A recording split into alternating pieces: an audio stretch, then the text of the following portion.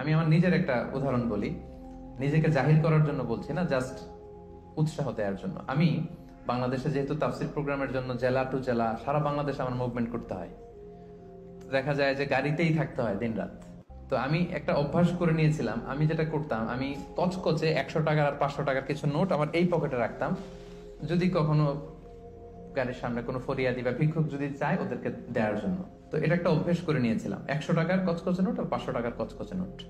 তো আমার মনে পড়ে মেঘনা টোল প্লাজার এখানে একটা ছোট্ট জ্যাম হয়, তো তখন অনেক খোড়া ল্যাংরা লোকজন এসে এরকম হাত পাতে। তো আমি ওই গ্লাসটাকে এতটুকু নামালাম যতটুকু নামালে আমার টাকাটা শুধু বের করা যায় আর কি, ওইভাবেই দেই যাতে আমাকে দেখা না যায়। তো সামান্য একটু গ্লাসটা নামিয়ে 500 টাকার কচকচে একটা নোট আমি জাস্ট বের করে দিলাম। তো সে পেয়ে তো অবাক, হয়তো ওখানে ওই ছিঁড়া ফাড়া 10 টাকা 5 টাকার নোট গুলোই ওরা পেয়ে অভ্যস্ত। 500 টাকার